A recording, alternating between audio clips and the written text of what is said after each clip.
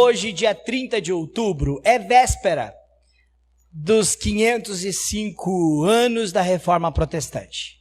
Em 1517, o monge Martinho Lutero, teólogo, afixou 95 teses na porta da Catedral de Wittenberg, na Alemanha. Essas 95 teses estavam ligadas a posicionamentos teológicos, bíblicos, e estavam ligadas a práticas da igreja medieval que estavam contrárias à doutrina bíblica. Dentre elas, a autoridade suprema papal, a autoridade das encíclicas papais como doutrina fora das escrituras, a cobrança de indulgências para a salvação e perdão dos pecados, a posse de terra por parte da igreja e tantas outras coisas que Martinho Lutero enumerou. E a proposta deste teólogo era reformar, era corrigir a igreja.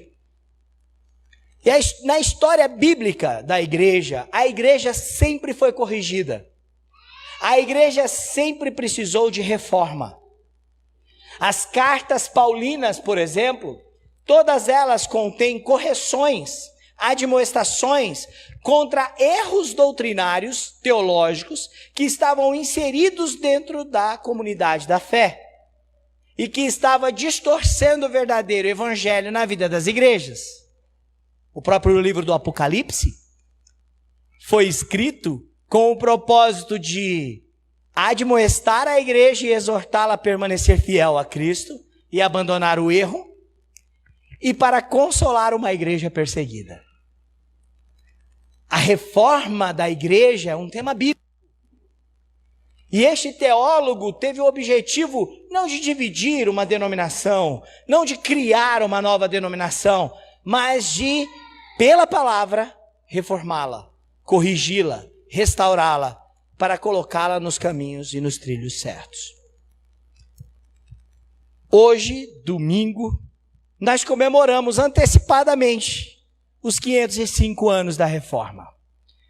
Como eu disse, princípios que foram estabelecidos pelo retorno à palavra, que são manifestados pela palavra latim sola, que significa somente, para mostrar a suficiência da verdade doutrinária. Somente as Escrituras, somente a graça, somente a fé, somente Cristo, somente a Deus toda a glória. Essas expressões, elas consolidam os princípios reformados que a igreja precisa sempre estar lembrando e se reorientando. Hoje à noite eu não vou falar dos 5 solas, no ano passado eu até fiz isso, mas eu gostaria de falar sobre um outro lema da Reforma Protestante que ocorreu 101 anos depois de Martinho Lutero. 101 anos depois, um teólogo chamado Gisbertus Voetius, era holandês, e ele participou de um sínodo muito importante, o Sínodo de Dort. Esse documento nós temos em português. Se você tem a Bíblia de Genebra, essa Bíblia aqui, Bíblia de estudo, você vai encontrar no final da Bíblia este documento, os cânones de Dort. Mas você também acha em PDF na internet, gratuitamente. Por que esse sínodo foi convocado pelo parlamento holandês? Porque na igreja reformada, na igreja protestante, já havia distorção doutrinária, erro doutrinário, seduzindo e desviando a igreja do caminho certo. Percebe a necessidade? Então, este teólogo cria um lema que é adotado por todas as igrejas protestantes e reformadas. Igreja reformada, sempre se reformando. Igreja reformada, sempre se reformando. Mas o que significa reforma? Quando a gente fala de reforma protestante, algumas pessoas pensam em algumas coisas que são equivocadas, ou seja, não são a reforma. Então eu gostaria de destacar 3 pontos do que a reforma protestante não é. Em primeiro lugar, a reforma protestante não é um desvio da igreja, como é dito por aí. Não é um desvio da igreja. A igreja não se desviou, não se criou uma nova igreja. Pelo contrário, é um retorno ao verdadeiro evangelho. A reforma protestante não é um atalho para pegar um caminho talvez mais fácil ou uma novidade. Não, a reforma protestante é um retorno à Bíblia, ao evangelho. Essa era a proposta da reforma protestante. Sola Escritura, a autoridade da Escritura que deve nortear a vida da igreja. Deve orientar o seu proceder, as suas convicções e até mesmo o seu culto. Então a reforma protestante não é um desvio, é um retorno às Escrituras. O Senhor Jesus nos convida a fazer isso em Apocalipse. Uma igreja que precisava voltar às primeiras obras, voltar à prática do primeiro amor. E Jesus diz para essa igreja: volta, lembra de onde caíste, arrependa-te e volta à prática das primeiras obras. A reforma protestante também não é, em segundo lugar, apenas um relato histórico do passado. Tem um erro aí, tem um demais aí nessa frase. Apenas um. Não. A reforma protestante não é apenas um relato histórico do passado. Martinho Lutero, em 1517, um monge afixou 95 teses. 1517, havia uma igreja medieval, né? Não é apenas um relato histórico. É mais do que isso. Ela é uma necessidade para hoje. Porque, segundo o lema dos Sinos de Dort, a igreja reformada precisa ser reformada sempre. Porque ela é composta de homens e mulheres pecadores. E que pode ser orientada pela cultura, por influência política, por desejos pecaminosos, por modismos, por sincretismo religioso com outras religiões pagãs, o paganismo. Então, a reforma protestante não é apenas um fato histórico que ficou para trás. A reforma protestante é uma necessidade para hoje. Olha, pensa bem, avalia comigo. Será que existe hoje cobrança de indulgências, como havia na época da igreja medieval? Sim. Há igrejas que se dizem evangélicas, que cobram a bênção, que a pessoa precisa pagar para ser abençoado, recebendo um óleo ungido especial, um lenço que passou na testa de um determinado líder, precisa passar embaixo de 318 varas, que dentro de um templo, precisa fazer uma peregrinação e beber da água do Rio Jordão. Nós vivemos em tempos obscuros, onde o grito da reforma protestante, que nos convida a não se conformar com este século e não permitir que heresias e desvios do evangelho, um falso evangelho, oriente a igreja. É uma necessidade para hoje. Os púlpitos da igreja estão cheios de sermões inofensivos, que não transformam o pecador, que mais falam de justiça social, engajamento cultural, que mais falam sobre política partidária do que propriamente o reino de Deus e o evangelho. Nós precisamos da reforma protestante, porque a reforma protestante é uma necessidade para hoje. Terceiro lugar, a reforma protestante não é uma renovação metodológica, uma nova metodologia, uma novidade doutrinária. Não é um show pirotécnico, um novo estilo de se pensar a igreja. Não é uma novidade metodológica. Não é um repensar as escrituras, ou como um teólogo brasileiro liberal disse há pouco tempo atrás, contextualizar as escrituras, ou não é, ele não usou a palavra contextualizar, mas a ideia que ele quis dizer é adaptar as escrituras a uma nova realidade. Não é uma metodologia nova, não é a cor que o templo deve ser pintado, nem que tipo de música ou tipo de ritmo moderno ou não a igreja deve cantar. Isso não é reforma protestante. Não é nova metodologia e nem nova doutrina. E existe um movimento atual, por isso a reforma ela é necessária hoje, os princípios da reforma, um movimento apostólico. Igrejas evangélicas que estão voltando para a doutrina medieval romana, da igreja do catolicismo romano. Por quê? A reforma protestante lembrou que é preciso romper com a sucessão apostólica. Apóstolo era Paulo, João, Pedro. E apóstolo bom é os que fundamentaram a doutrina.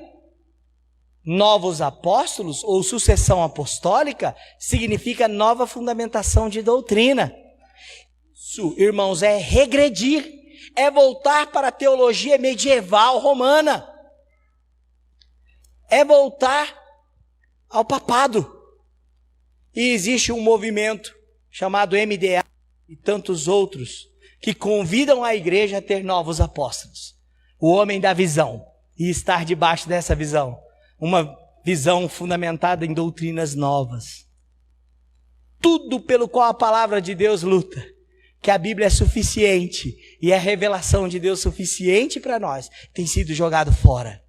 A reforma protestante não é novidade doutrinária, não é renovação metodológica. Reforma protestante é o resgate dos princípios das Sagradas Escrituras.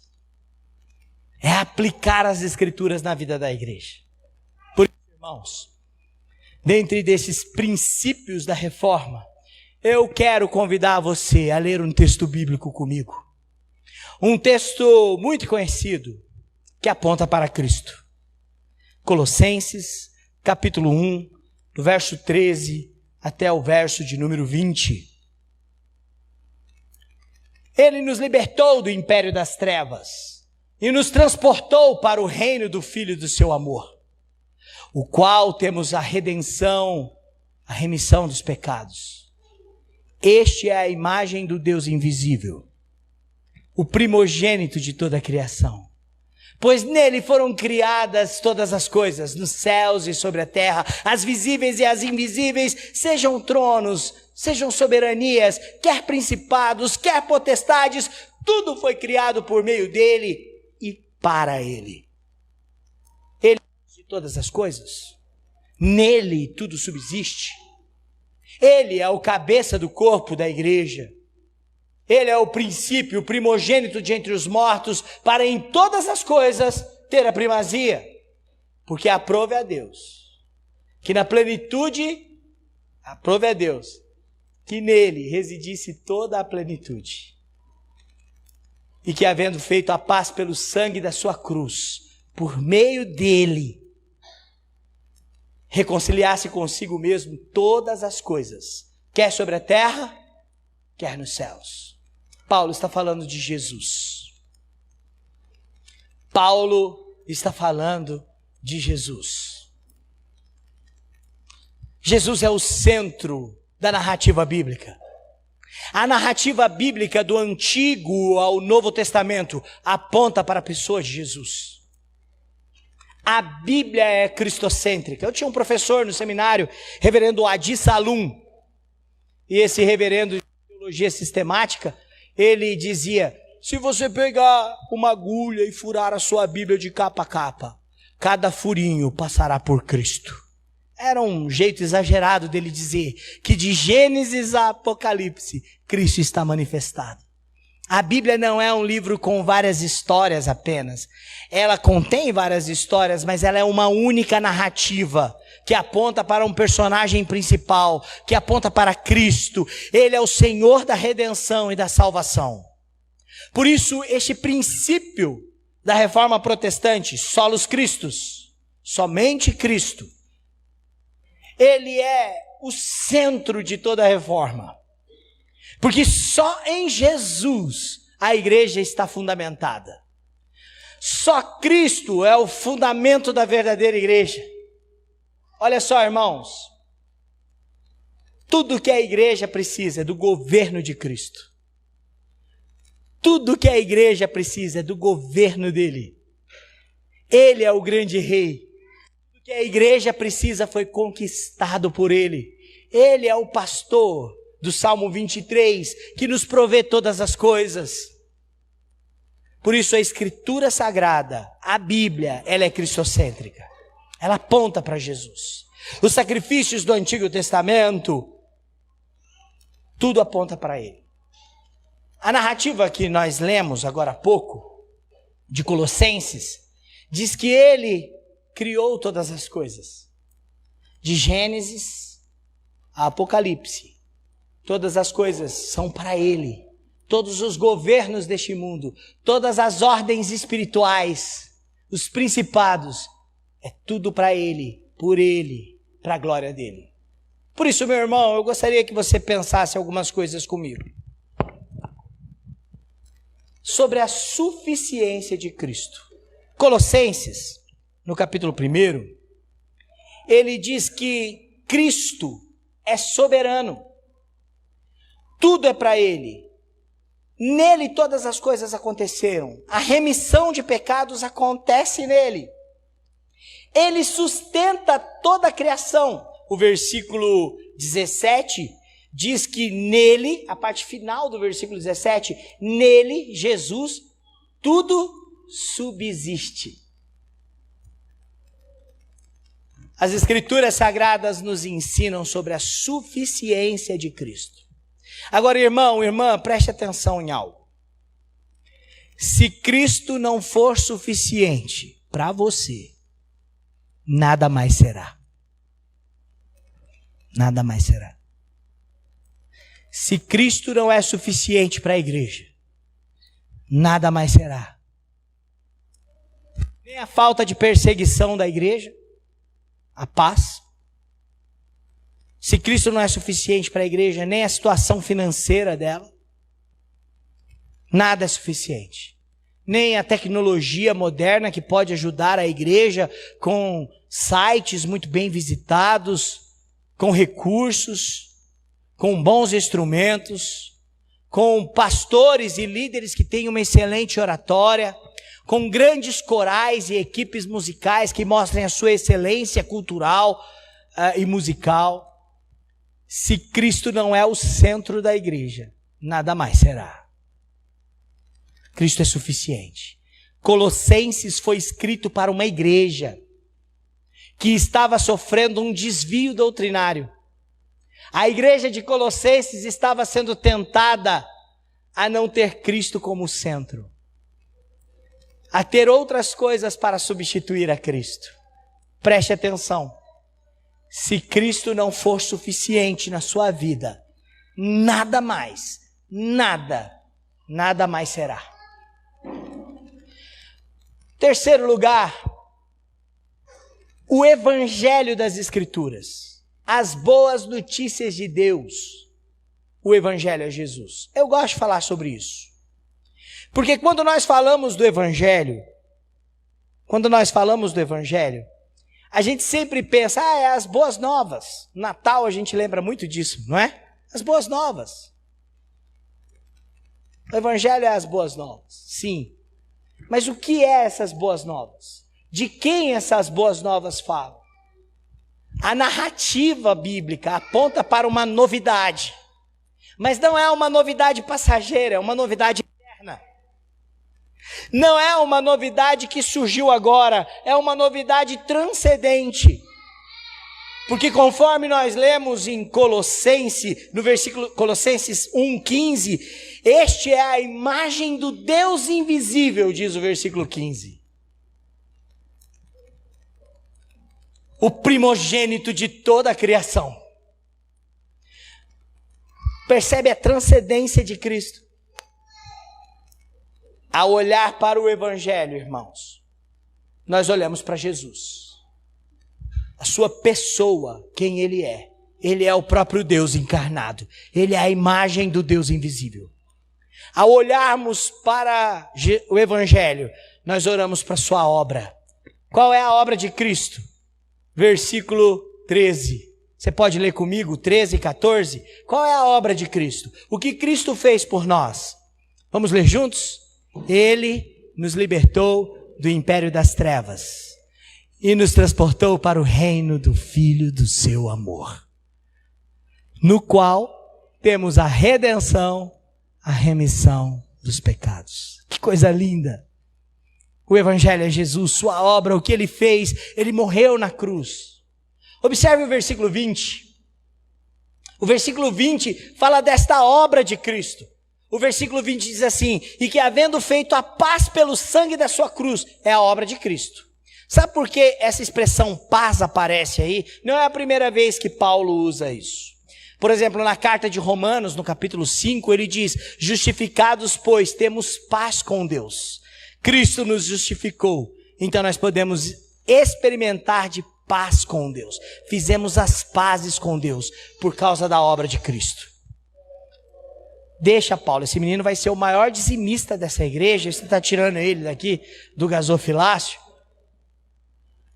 O maior dizimista da igreja vai ser esse menino aí, se Deus quiser. Sustentar a obra do Senhor. Eu gosto da expressão do versículo 20 que diz assim: pelo sangue da sua cruz. Nós cantamos no começo do culto, eu amo a mensagem da cruz, porque na cruz Jesus me convida para segui-lo. Quem quer vir a mim, negue-se a si mesmo, dia a dia tome a sua cruz, vem para onde eu vou, me segue. E Paulo entende muito bem isso em Romanos capítulo 6, quando ele diz no versículo 4, se estamos unidos com Cristo na sua morte, estamos unidos com Ele na sua ressurreição, para vivermos em novidade de vida. O versículo 20 ainda nos fala dessa obra. Fala que na cruz, por meio de Jesus, Ele nos reconciliou com Ele mesmo, com o próprio Deus. Ele nos reconciliou. Éramos inimigos por causa do pecado. Ele reconciliou todas as coisas, tanto na terra como no céu. Por que na terra e no céu? Já parou para pensar nisso? Porque a obra do Evangelho, irmãos, é que nós fomos reconciliados com Cristo, mas no céu fomos reconciliados com o Pai. Por isso que a ira de Deus se satisfez em Cristo. Nós cantamos isso. Lá na cruz, a ira de Deus contra o pecado se satisfez. Jesus tomou o cálice da ira de Deus em nosso lugar para satisfazer a ira santa do Senhor. Olha que coisa majestosa. O Evangelho é Jesus. Sua pessoa, sua obra, mas também os seus mandamentos. Seus mandamentos. Observe o versículo 18. O versículo 18 diz: Ele é a cabeça da igreja. Perdão, é isso mesmo, mas eu tentei falar de cor. Ele é a cabeça do corpo, da igreja. Essa é uma figura, uma alegoria que Paulo faz utilização para falar do governo de Cristo. É Ele quem comanda o corpo.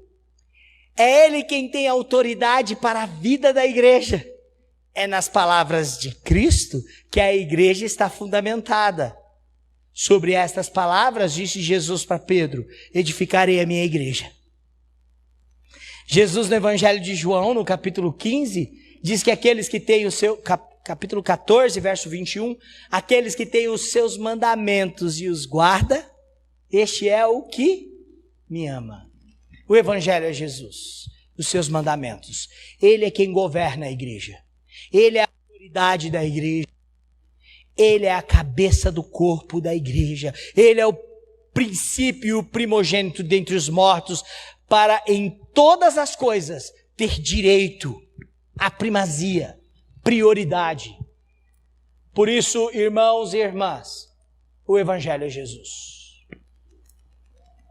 Sua pessoa, quem Ele é o Filho do homem, o descendente de Davi, o que foi profetizado e que governaria para sempre, e governa para sempre, no trono.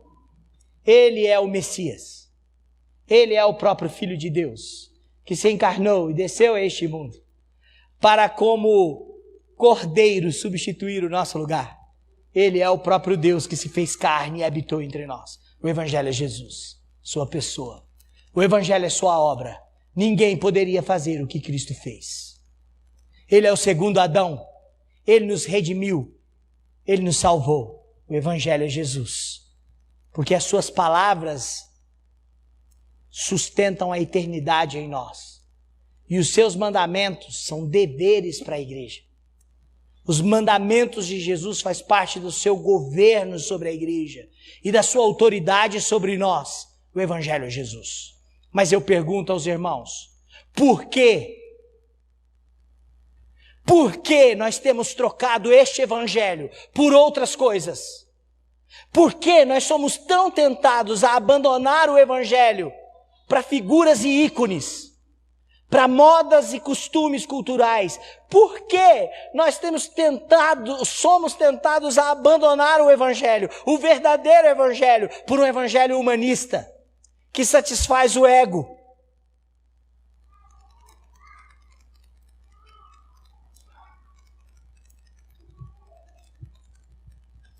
Por que Jesus é a personalidade singular da história? O calendário divide a história do mundo em duas grandes partes. Antes de Cristo e depois de Cristo, não é isso? Sua vida, morte e ressurreição constituem os eventos mais importantes de toda a história de que o mundo tem notícia.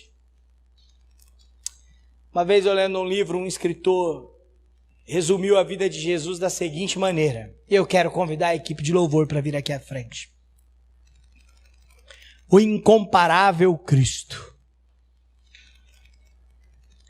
Há mais de 2000 anos, existiu um homem cujo nascimento contrariou as leis biológicas.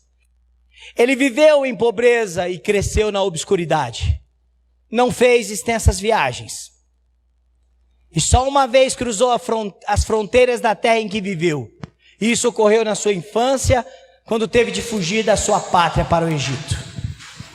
Ele não possuiu riquezas, nem exerceu influência na sociedade.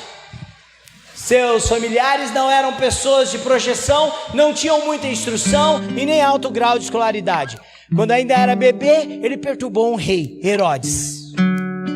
Quando menino, deixou perplexo alguns doutores.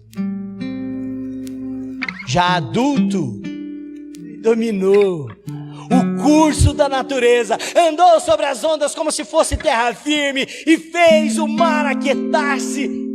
Curou multidões sem emprego de medicamento e não cobrou nada pelo seu serviço. Ele não escreveu nenhum livro. E, no entanto, nem todas as bibliotecas deste país poderiam conter os livros que já foram escritos a seu respeito. Nunca ele compôs uma canção, pelo menos não há registro disso. E, no entanto, tem sido tema de hinos e corinhos, cujo número ultrapassa todas as outras músicas que já foram feitas. Nunca fundou uma faculdade ou seminário, mas o total dos que estudam os seus ensinos é muito maior do que a soma de todos os alunos em todas as escolas. Ele nunca comandou um exército, nem convocou um soldado e nem disparou um fuzil. No entanto, nenhum outro capitão, porque Jesus é o capitão da igreja, contou com o maior número de voluntários que, sob suas ordens, fizeram rebeldes baixar as armas e render-se a ele sem dar um único tiro.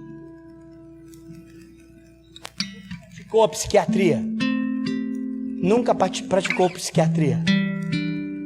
Mas tem dado alívio a mais corações aflitos que todos os médicos juntos.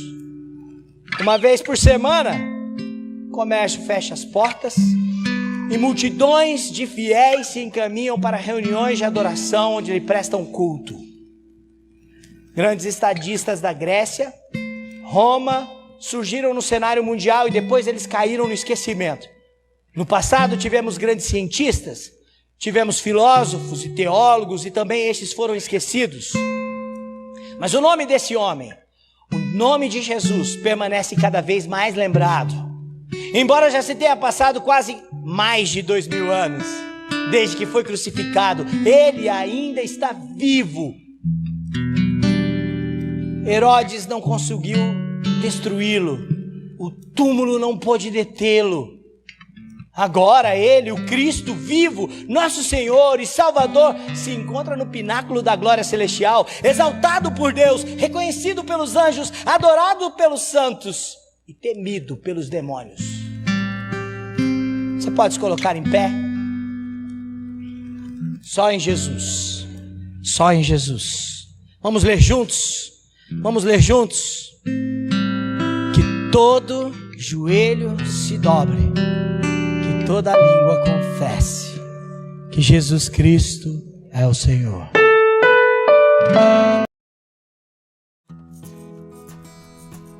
Ei pessoal, quer continuar assistindo os nossos vídeos? Clique aqui e você vai ter acesso em outros vídeos. Mas também se inscreva no nosso canal, tá bom? Acione o sininho e compartilhe com outras pessoas.